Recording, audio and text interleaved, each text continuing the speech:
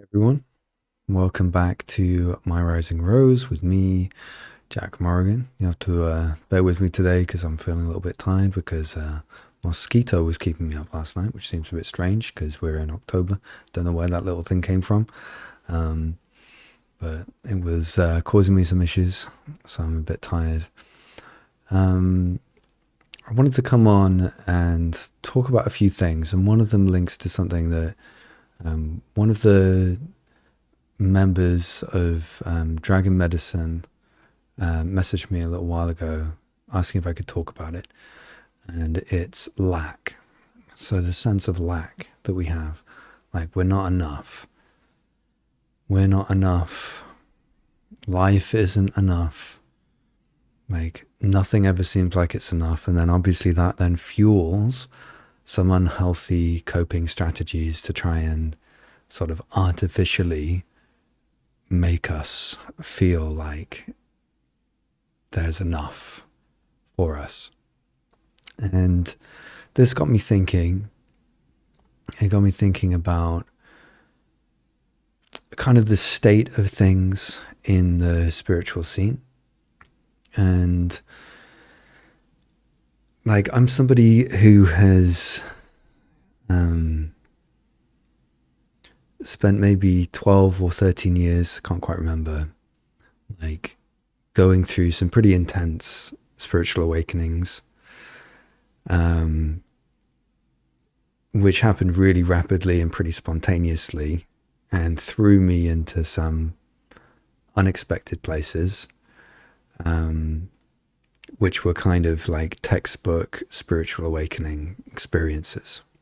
If you've heard of the witness consciousness or unity consciousness, you know, all these different altered states of consciousness. Obviously, I channel dragons and goddesses, and I have this direct connection with these beings. So I've gone through all of this stuff. But honestly, that hasn't been the most important part of the spiritual path for me for quite a long time. Maybe a good 8 years or so. Because what's felt much more important than big flashy experiences, which I was chasing, has been feeling grounded and rooted and just being a human being as well as I can. And there's been a lot of humbling experiences along the way that have taken me to that place. You know, I was taught by my teacher, Fran Bennett, who used to be the master of novices of the Abbey of Gethsemane, which is a Trappist abbey. And, you know, she had been humbled quite a lot by her teachers, and she certainly did that to me at times. And kind of brought me back down to earth. And, you know, that's kind of a classic thing that you hear throughout lots of spiritual stories and modern spiritual teachers' experiences. There's some really good ones with Adyashanti, if you've heard of him, where he talks about having these really profound awakening experiences and going to talk to his teacher about it. And, you know, he tells her all about this experience of like unifying himself with the absolute nature of reality, and she listens to him and kind of smiles and nods, and then the moment he's finished, she's like, oh, so how's your mother? You know, like completely bringing him back just into ordinary life.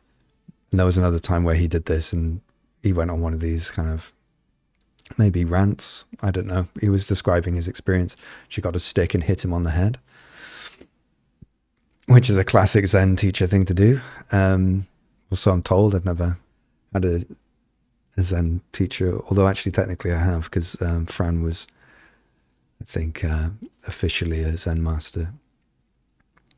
But why am I talking about this?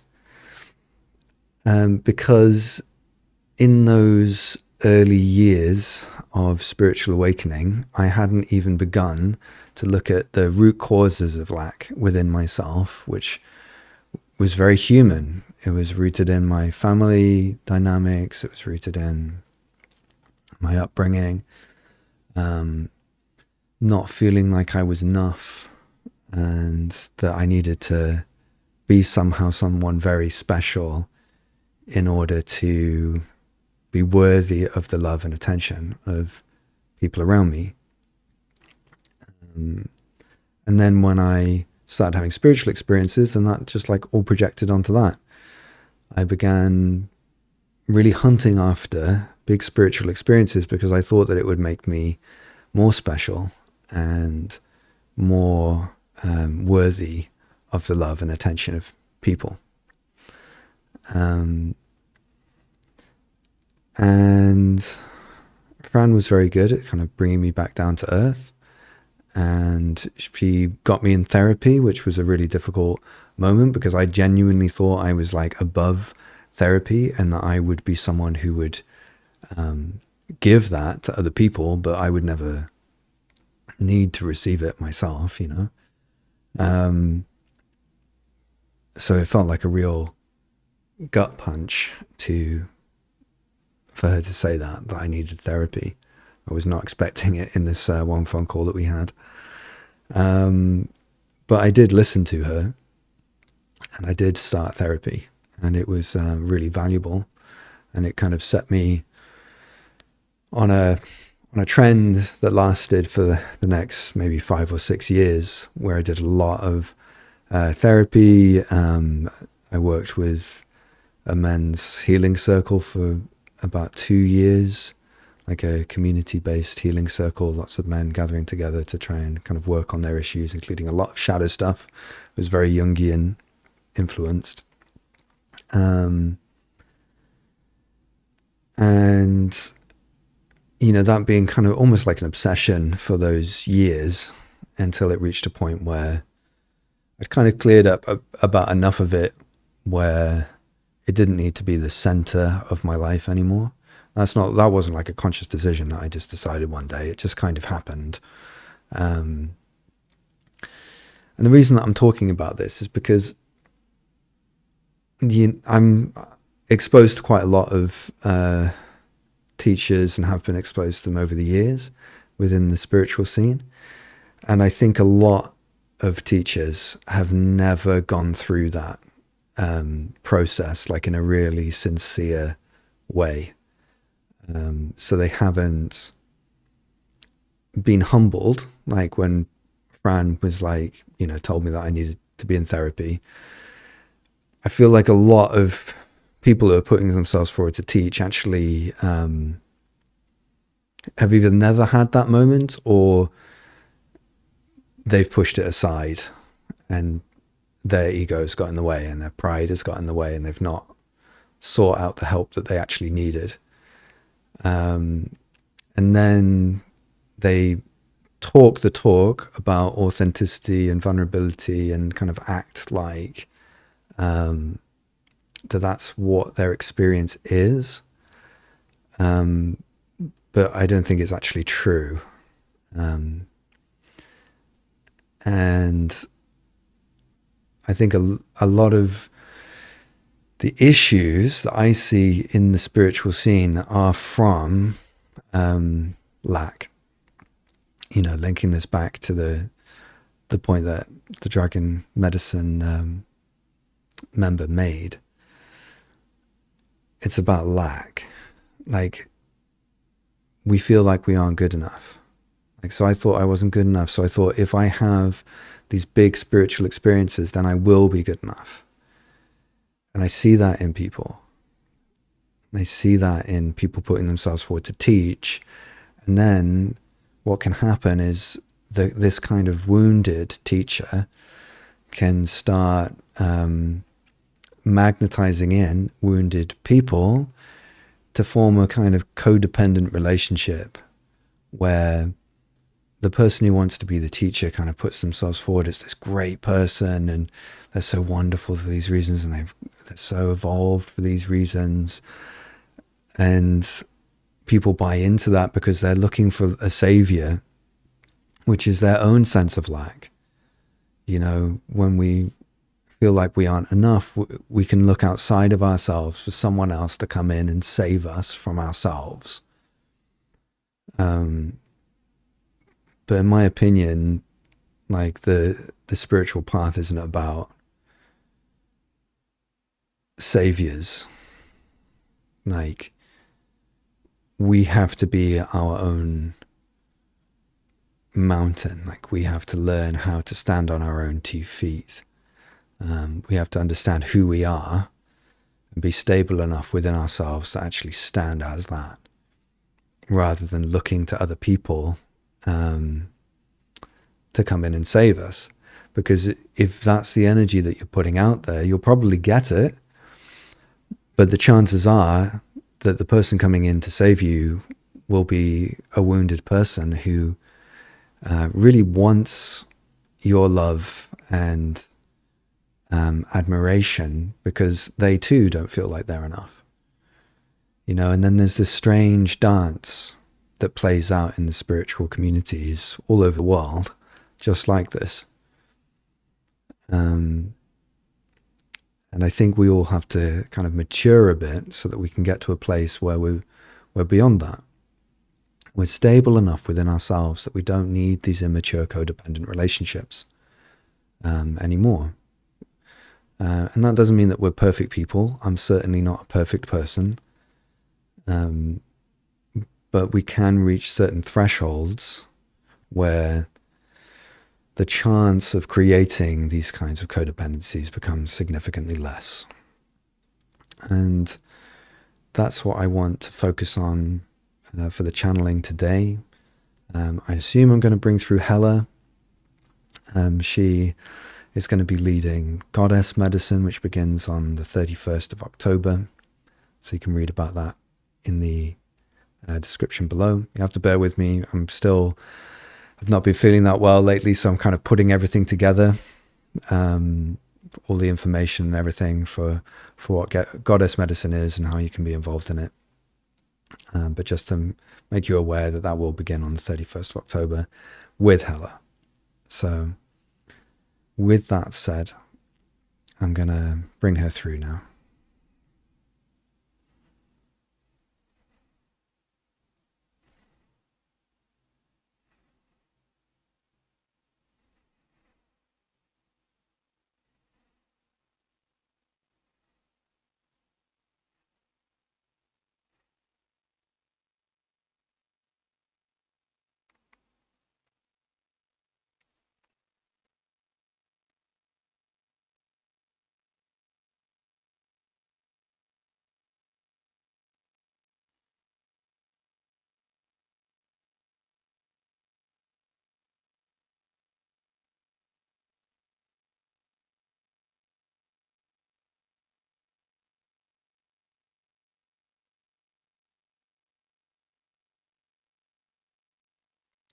Kia Nalauna.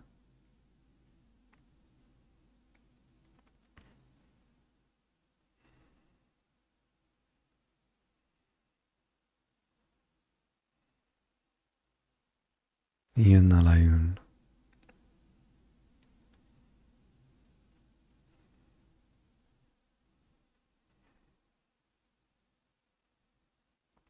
Kia Nalaun. Ia Ne. So one moment while I bring myself in. It'll take a second.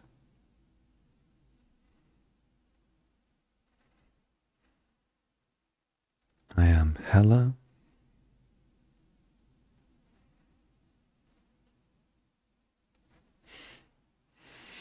Hella, the Scandinavian goddess of the underworld.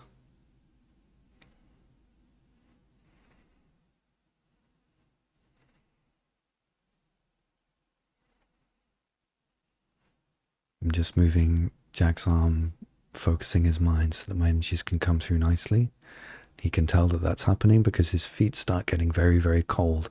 They're not actually cold temperature-wise, but they feel cold.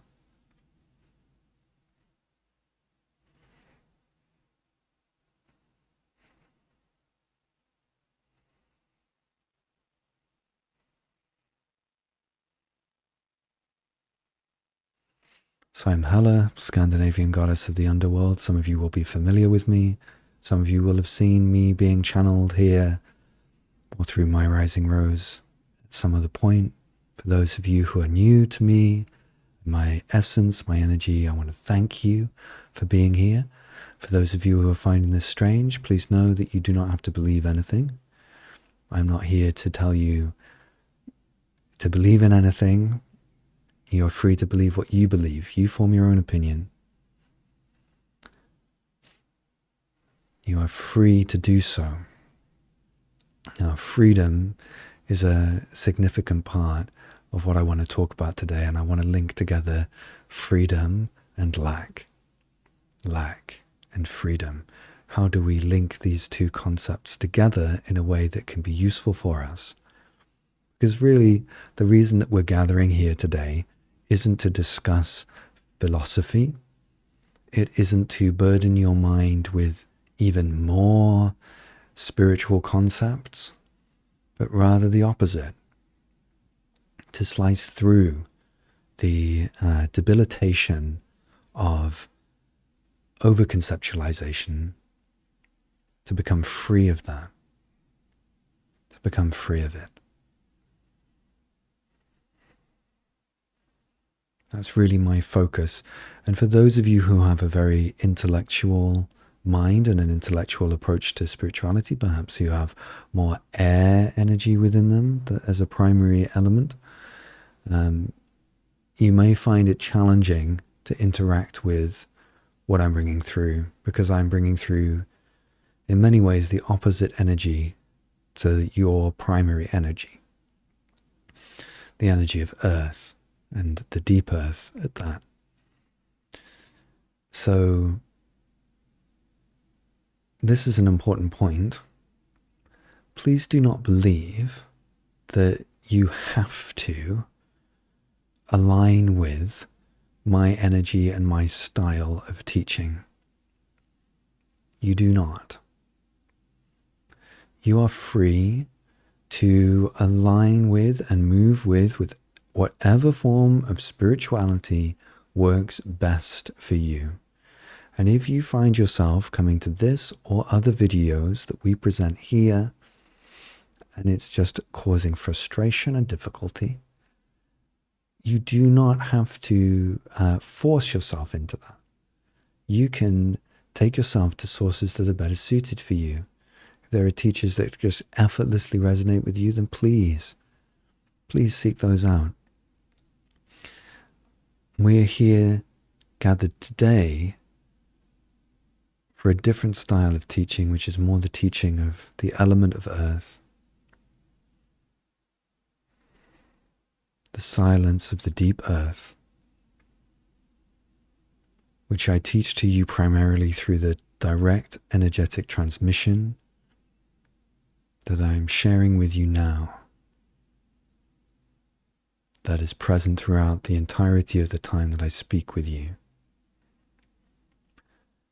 And in a moment, we're going to talk about lack, and we're going to talk about freedom. But first, let's just sit in silence together. It's a rarity here on social media, but let's sit in silence together now. Just quietly be aware of the movements of energy through our body. Be aware of your body.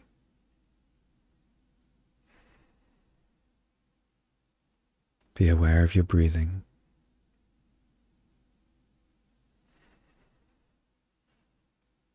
Be aware of the way gravity pulls your body gently into the earth. And let us sit together like this now.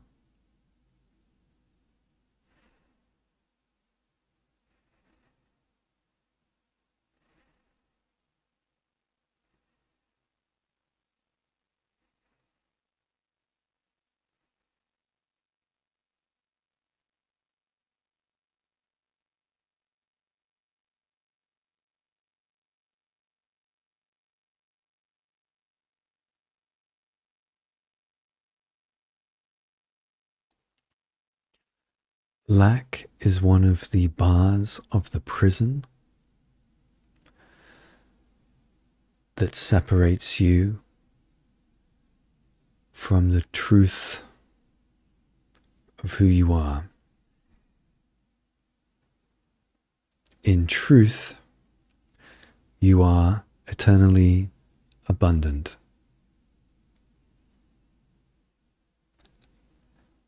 The perception of lack becomes ingrained into your body and mind in such a way that it is literally changes the structure of your DNA and your body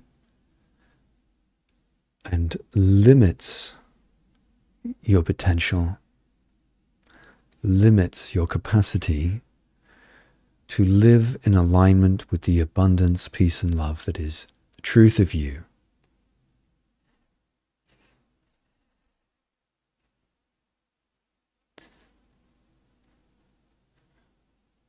Freedom is when you move beyond those bars. You move beyond lack. And you live simply in the freedom of who you and what you are now.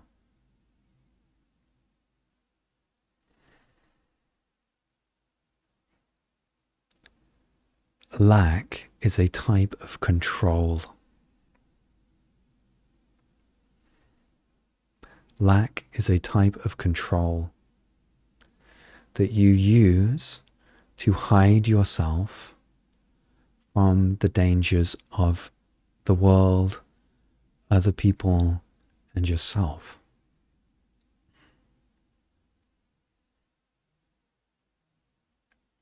It's a spell you cast upon yourself to become small and invisible.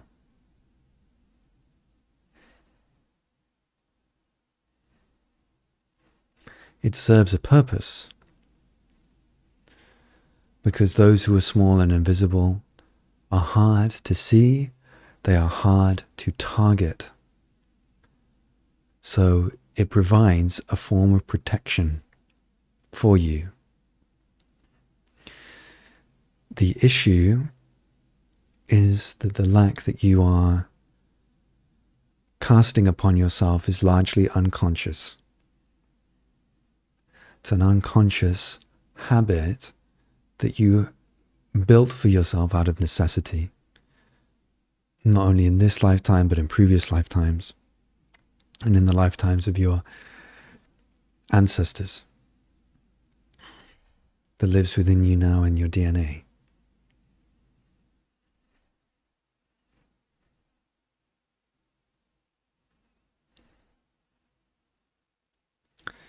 So what do you do about this? How do you enter a state of freedom? How do you free yourself from lack?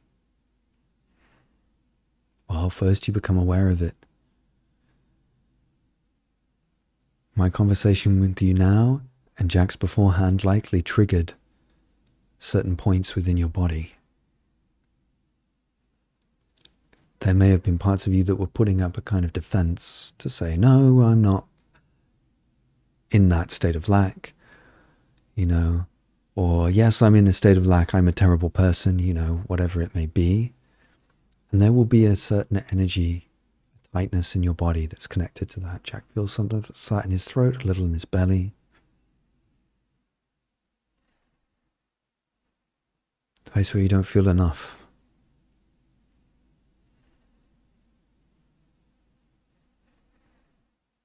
So the first step is just to be aware of that. Okay, I can feel that. If you're having difficulty with it, just ask yourself the question, is it possible that what Hell is saying is true? And if so, where is that in my body?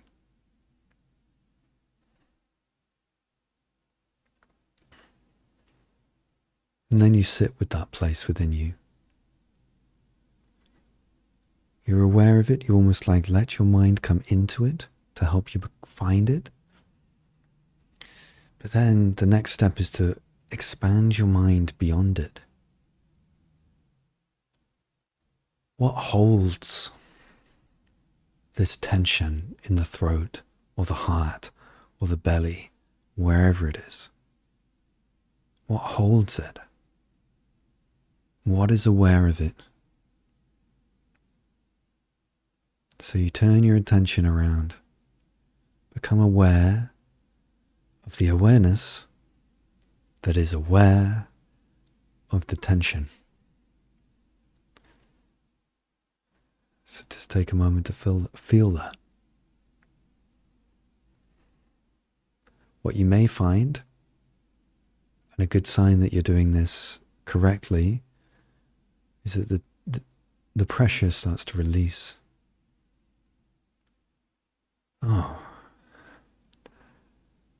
Oh, maybe I'm not a terrible person. Somehow the feeling just sort of evaporates, and it's evaporating because you're turning your attention away from it by turning it onto what is aware of it.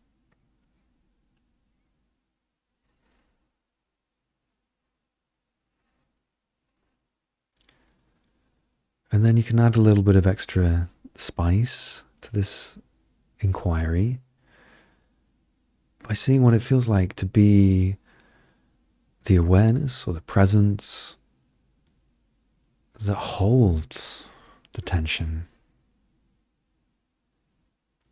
Almost expanding yourself in such a way that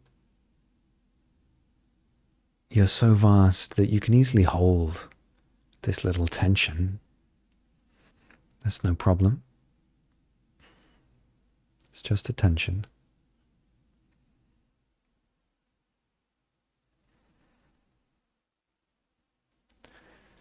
And this may provide some peace.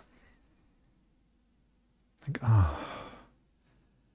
that's what's happening within Jack's system right now. It's like, thank God. I don't have to hold that. I don't have to believe that. It's just an idea stored within my body as an energy, a sensation. Don't have to believe that. Great. And it's not that there's a problem with it being there. There's nothing wrong with it. It's understandable that it's there. It's just that it's not absolutely true. So you can just allow it to be there. And then what you're doing is you're stepping into freedom. The freedom to have these tensions, to have the feeling of lack. You're not trying to control it or take it away. You just allow it to be there. But you've found a freedom beyond it as well. It's not all that you are. But you're not in denial of it either. You're not saying it's not a part of you. It's right there. But it's not all that you are. And if it's not all that you are, then maybe you don't need to be so identified with it. And if you don't need to hold on to it as a subconscious identity, maybe it has the freedom to change into something else.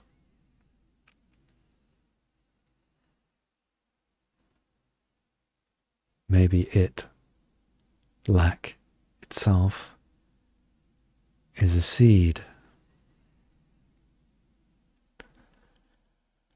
destined to open and bear forth the fruit of abundance.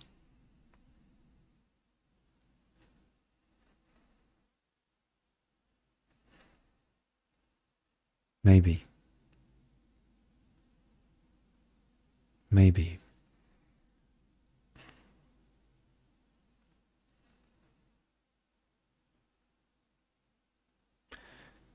If listening to me here works well for you, keep doing it. Give this to yourself. Free yourself. You have the power to do so. But it may be that for whatever reason right now it just isn't clicking. You might feel frustrated with my words. You might feel annoyed with me, angry with me for suggesting that it's within your power, because it so does not feel that way. You feel so choked, so oppressed by the energies. I'm doing some energy clearing now, which is why Jack's doing this. Which is why the energies, they don't seem to be within your power.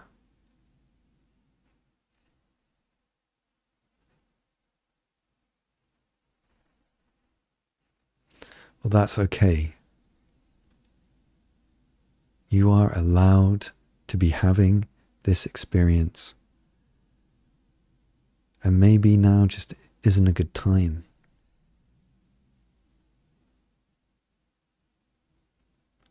You do not have to force yourself to try and fit into the words that I'm giving you. You are free to be you, no matter what that involves.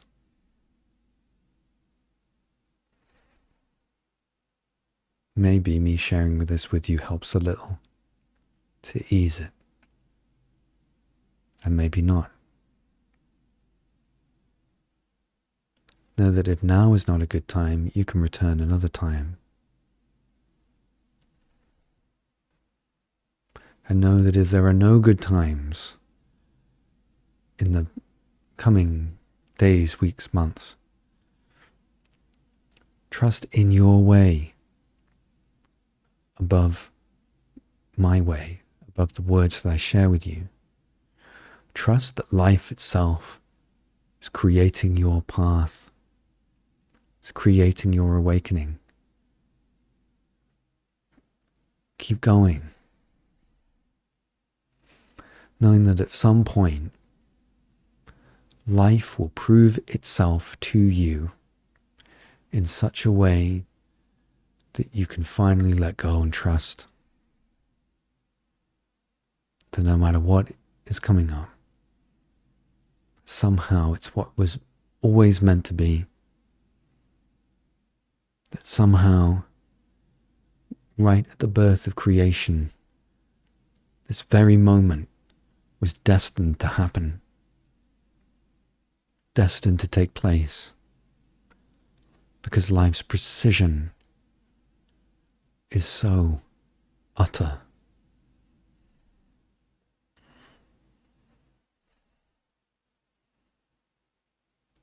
And in the realization of the precision of the life you have been given, you can start to relax and let go. Because why would you need to control anything when the immense, grand reality of the cosmos is already doing it all far better than you ever could?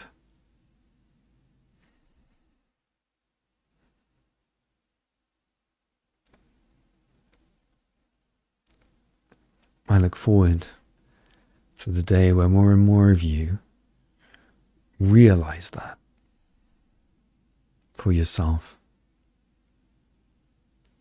The freedom of not having to control life anymore. The realization that you are a leaf on the wind. And that all the activity and choices that you continue to make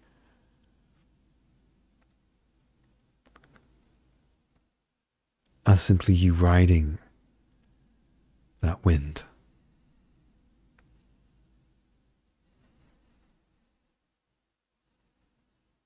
I look forward to sharing more with you soon.